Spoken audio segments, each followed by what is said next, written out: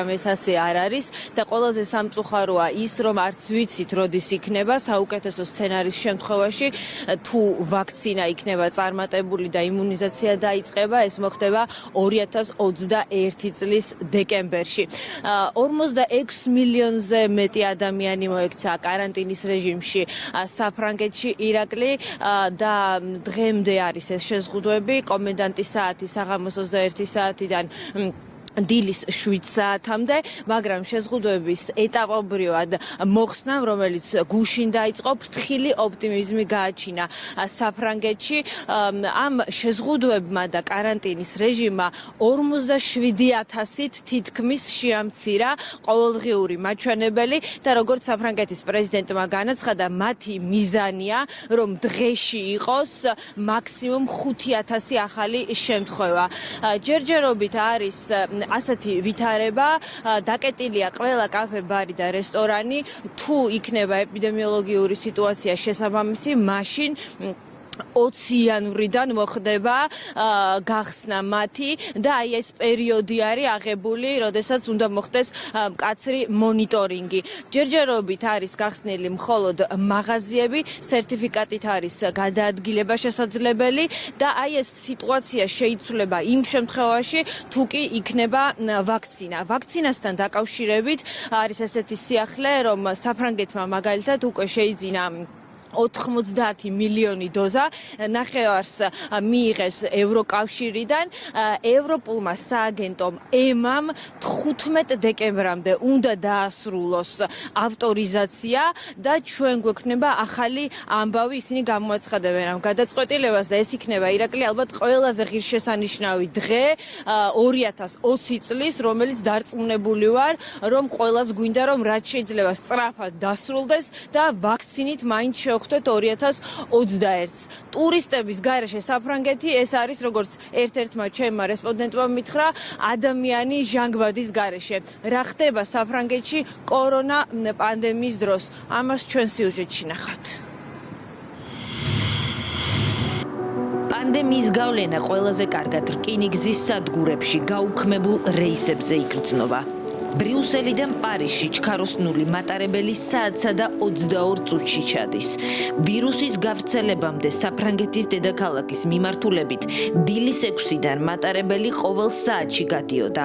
ბელგიისთვის პარიზი წითელი ზონაა. მობილობის შესამცირებლად დღეში მხოლოდ 2 რეისი სრულდება. დროებით შეჩერებულია ავტობუსით გადაადგილება. ევროკავშირის ქვეყნებს შორის მოქალაქეებისა და რეზიდენტებისთვის შიდა საზღვრები დაკეტილი არ არის, მაგრამ მგზავრობისგან თავის შეკავებას ყველას ურჩევენ.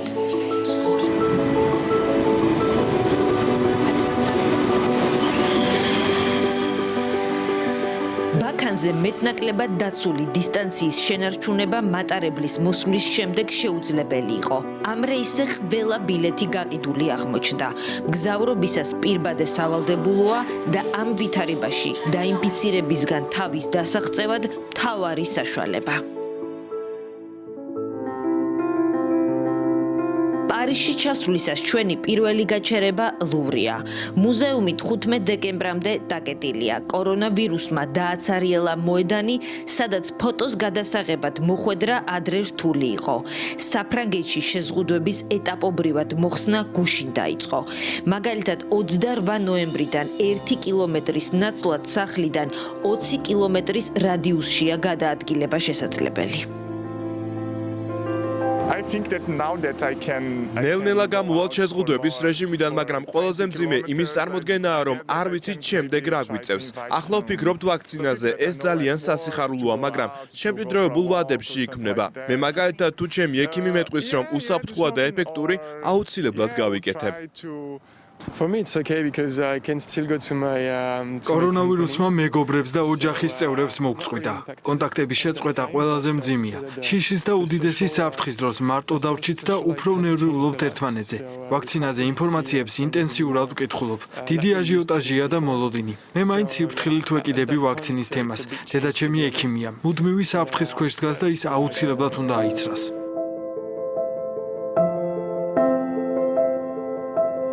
ლურთან ქართულ სტუდენტსაც შევხვდით.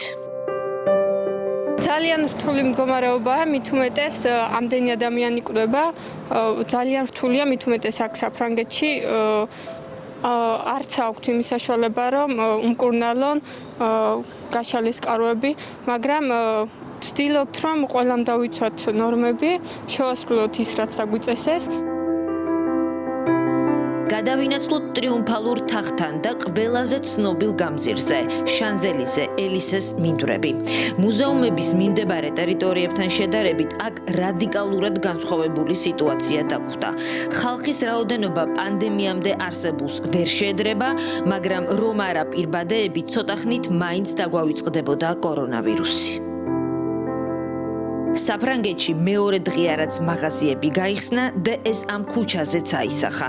დისტანციის დაცვა, დეზინფექცია აუცილებელი პირობაა. სასურველია დახურულ სივრცეში მყიდველი 30 წუთზე დიდხანს არ გაჩერდეს. რიგი ყველა მაღაზიასთან არ ყოფილა, მაგრამ იყო ისეთი შემთხვევაც, სადაც საათობით მოუწიათ ლოდინი. მხოლოდ პარის 2019 წელს 30 მილიონი ტურისტი ჰყავდა. საფრანგეთს 90 მილიონი ადამიანი ესტუმრა. ის რაც ტერორისტული აქტების სერიამაც ვერ შეაფერხა, შეძლო კორონავირუსმა. 2020-ში ტურიზმი პანდემიამ შეიწირა და ტურისტების ნაცვლად COVID პაციენტებს ვითვლით. ევროკავშირის სახელმწიფოებიდან საფრანგეთი COVID-19-ით ინფიცირებულთა რიცხვით პირველ ადგილზეა და გარდაცვალების მაჩვენებლით მეორეზე იტალიის შემდეგ. 2.208.699 ინფიცირებული და 42.127 გარდაცვლილი. მეორე ტალღის დროს ვირუსის პიკზე ერთ დღეში 60.486-ით გაიზარდა ინფიცირებულთა რიცხვი. ჩვენ გრენობლში საუნივერსიტეტო კლინიკის კლინიკური კვლევების სპეციალისტ ზაზა ფუტკარაძეს დავუკავშირდით. ასევე ქართველ ექიმს, ენდოკრინოლოგს სოფო ლამბერუაშვილს. სოფომ COVID-19 გაზაფხულზე დაამარცხა. მისი ინფიცირების წყარო ის პაციენტი იყო, ვისაც კორონავირუსზე ტესტი ჩაუტარა. სოფო ამბობს, რომ საფრანგეთში COVID-ის პირველი ტალღა ნამდვილი ჯოჯოხეთი იყო. ეხლა უკვე ვიცით სიმძიმის მიხედვით პაციენტი სად უნდა იყოს ზუსტად, ეხლა უკვე გვაქვს იმისი კომფორტი, რომ შევქმენით, შეიქმნა ადგილების და საჭირო ადგილები იმისთვის, რომ პაციენტები მოთავსდნენ საავადმყოფოში. სასწრაფოს ბრიგადა ადგენს, რამდენად საჭირო არის მისი ჰოსპიტალიზაცია და მხოლოდ ამის შემდეგ ხდება მისი გადმოყვანა საავადმყოფოში. მიზანი არის ის, რომ რაც შეიძლება მინიმალური იყოს ჰოსპიტალურ სექტორზე დაწოლა და სწორედ ამან განაპირობა ის, რომ ოქტომბრის ბოლოს, ნოემბერში მოხდა მეორე ჩაკეტვა საფრანგეთის, რადგანაც უკვე ნახეს, რომ უკვე საწოლების რაოდენობა შეივსო საავადმყოფოებში და შესაბამისად არაფერი რო არ მოექმედებინათ ნოემბრის შუა რიცხვებში ვარაუდობენ 9-10.000 ინფიცირებულს, ანუ მძიმე პაციენტს. მეორე ტალღის თავიდან აცილება საფრანგეთმა ისევე როგორც ევროკავშირის უმეტესმა სახელმწიფოებმა ვერ მოახერხეს, მაგრამ პირველი აფეთქების დროს მიღებული გამოცდილებით შეძლეს, რომ ჯანდაცვის სისტემა კოლაფსამდე არ მისულიყო. ვაქცინაცია საფრანგეთში უკვე ლაპარაკია იმაზე, რომ დაიწყება სადღაც დეკემბრის ბოლოს, შეიქმნება გარკვეული ვაქცინაციის განყოფილებები ამ სავაქცინო ლაბორატორიები, სადაც იქნება მხოლოდ პაციენტების მიღება, რათა მოხდეს ვაქცინაცია COVID-ის ვაქცინით. სიმსუქნე და სხვა ქრონიკული დაავადებები ძირითადად დადებითად უყურებენ ამ ვაქცინის შემოსვლას და გაიგეთებენ სავარაუდოდ 90% მაინც გაიგეთებს ამ ვაქცინას. ადამიანი, რომელიც მუშაობს საავადმყოფოში და აქვს უშუალო კონტაქტი პაციენტთან, შესაბამისად ალბათ მას მოეთხოვება გარკვეულწილად ვაქცინის მიღება არა ვალდებულებით, არამედ მისი პროფესიიდან გამომდინარე, ისევე როგორც მაგალითად ადამიანები, რომლებიც არიან მაღალი რისკის ჯგუფებში, იმათთვისაც რეკომენდაცია ძალიან მაღალი ასე ვთქვათ, რეკომენდაცია იქნება, რომ ესეთი ჯგუფის ადამიანებს გაუკეთდეთ ვაქცინა. მივიღებთ ამ ვაქცინას და როგორც კი დარეგისტრირდება, მას დავაკვირდებით მთელი წლების განმავლობაში იმისათვის რომ თუნდაც ის გვერდითი ეფექტები, თუნდაც ხელახალი დაინფიცირების შემთხვევები, რაც შეიძლება კარგად გამოავლინოთ და თუ რაიმე ცვლილებები იქნება თუნდაც რეგისტრაციის გადახევასთან დაკავშირებით იყოს დროულად მიღებული.